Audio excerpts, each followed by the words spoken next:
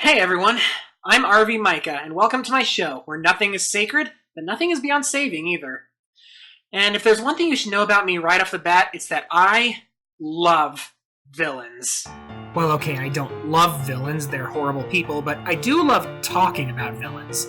I don't know, there's just something about them I find compelling. Maybe it's the idea that every villain is a dark reflection of their hero. Maybe it's the tragedy of a man casting aside their morality and becoming a monster. I just find them fun to analyze. You know what else I love? Final Fantasy.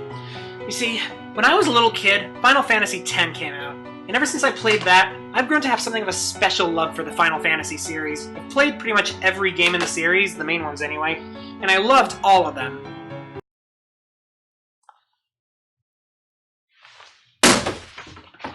And I loved most of them.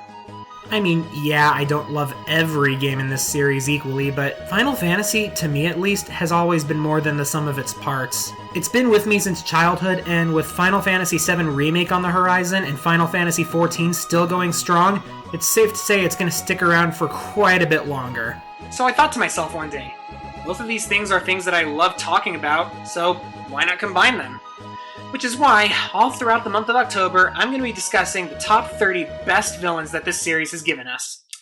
Let me lay down the ground rules. I'll be releasing one a day throughout the month of October, kind of like an advent calendar, but for Halloween.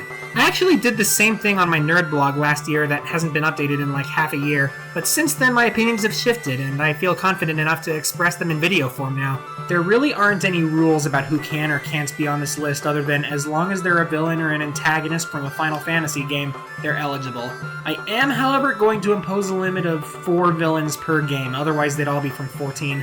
I'll be judging each villain based on 6 criteria: intimidation, motivation, personality, competence, presence, and combat.